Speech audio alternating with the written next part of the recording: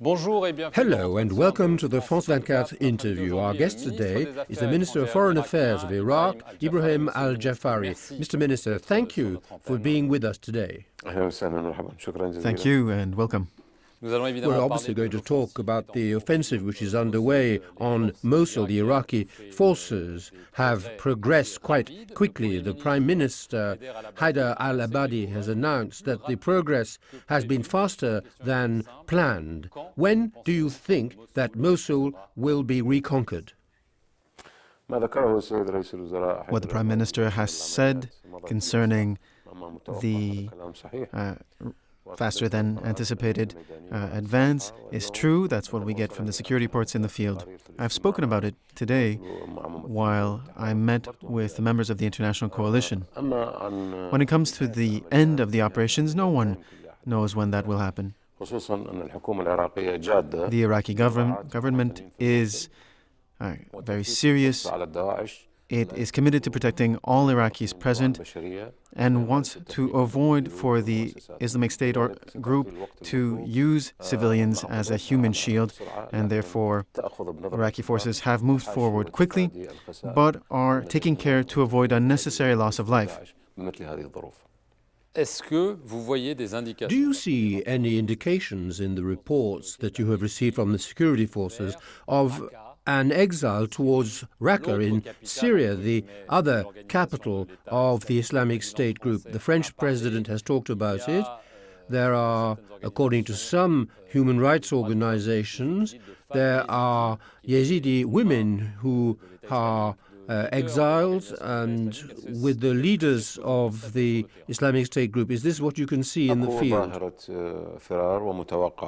Yes, we do expect something like that to happen, for people to flee and for refugees as well. There are going to be many inhabitants of Mosul that are going to flee the city, and there may also be fighters trying to hide amongst them. So obviously there is the question of Abu Bakr al-Baghdadi. Do you know if he's in Mosul? Has he been found by the Western intelligence and Iraqi services? There have been a series of strikes in the field, and al-Baghdadi clearly is not going to stay in the field. The same was true in Fallujah. When Iraqi forces retook Fallujah and began to also attack Fallujah, the leaders of the Islamic State group fled. And so it's quite obvious that as soon as Iraqi forces will be present in the field, the leaders will once again disperse. And of course, the inhabitants of Mosul are against Daesh, they're against the leaders of Islamic State group, and so these people will quickly flee Mosul to avoid their dark fate. People are talking a lot about the role of the forces of popular mobilization. They have announced that they wanted to participate in the Mosul offensive and also the offensive on Tal Afar, which is close to the Syrian border, towards which these people are fleeing Mosul. This obviously creates a lot of concerns. The human rights organizations say, be careful, it's dangerous. These Shia militias could create conflicts with the Sunni population of Mosul and its environment. What role do these militias play? The role of these militia, who are a part of Iraqi forces, is quite important. They have excellent fighting skills, are quite driven, and highly disciplined. They've taken part in many other fights.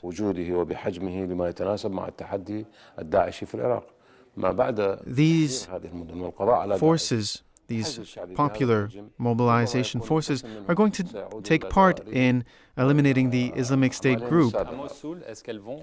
Will they go to Mosul? The leaders in the field, the field commanders, are the ones who are going to be signing forces, as was the case in Fallujah. For instance, at the al-Ghorma fight, the popular militias were tasked with handling that fight. These militias will then be dismantled, but will not be dismantled, rather, because they have great drive and discipline. And so the Prime Minister will decide, following the fight for Mosul, what part of these militias will be dismantled, which will stick around in the long term. And all Iraqi forces are going to fight together against terrorist organizations, whether Islamic State group or others. And once these fights will be over, some members of these militia will go back to their regular lives, and others will keep their weapons and will be integrated into the regular armed forces of Iraq under the government. Are you announcing that these militias, after the Mosul battle, after the eradication of the Islamic State group, will they be dismantled? Why would they be dismantled? What I said was that they may be integrated into the Iraqi army, because the Iraqi army needs every available person. So the end of the operations does not mean that there will be an end to the terrorist threat. The threats will continue, and therefore these militia will be reconfigured.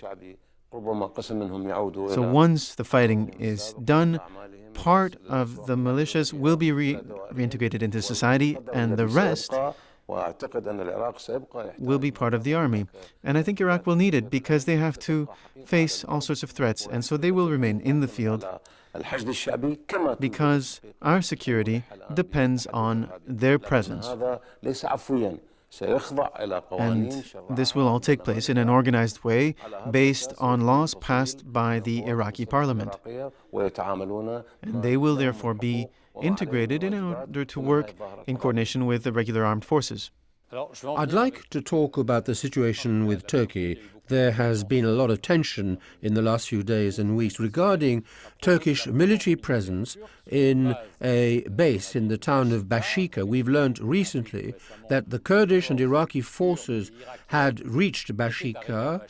You ask for the Turkish forces to leave. Erdogan has said, no, we will not leave, and in fact we're going to participate in the Battle of Mosul. What is your message to Turkey? You met here in Paris your Turkish counterpart. Is there still any tension? Since Turkish forces entered Bashika, we have clearly stated that this was an infringement of Iraqi sovereignty and a threat to Iraqi sovereignty. They've entered 114 kilometers into Iraqi territory. And so we clearly stated this to Turkish authorities. We've said as much to the Security Council, to the UN General Assembly, to the Arab League, and everyone was on our side, saying that Turkish authorities had to withdraw their troops, and that's what we demand. We want to maintain cooperation with Turkey, but we will defend our sovereignty at all costs and not accept any type of meddling from neighbors or far-off countries. All Iraqi political parties are united in demanding this. We speak with one voice. We say no to meddling by foreign troops on our territory. Of course, we have our own conflicts, our divisions. What's going to happen? The troops, the Iraqi and Turkish troops, are right next to each other. Can we fear, because of these tensions that you mentioned and Turkey's negative response to your demands, can we fear frictions or even confrontations, military confrontations, at a time when you need unity to fight the Islamic State group? Iraqi sovereignty is not something up for discussion. This is not something that can be discussed. Iraqi political and military forces are all vigilant and want to protect Iraqi sovereignty and territorial integrity. And like the entire international community, we are against any interference from any party in Iraq. The international coalition is helping us now. It's helping us through its airstrikes, through experts, and through information. But the basic issue is sovereignty. We have requested and asked for help from the international coalition, but only on certain conditions. We have asked for help, but bearing in mind certain conditions. The key priority is Iraqi sovereignty. And it is first and foremost Iraqi forces working in the field who are going to be able to liberate all of Iraq. Of course, we accept help and support, in particular the air support, but it is out of the question that any land troops be part of it. Thank you very much, Mr. Minister, for having answered our questions. Thank you for having watched this interview. Stay with us for more news.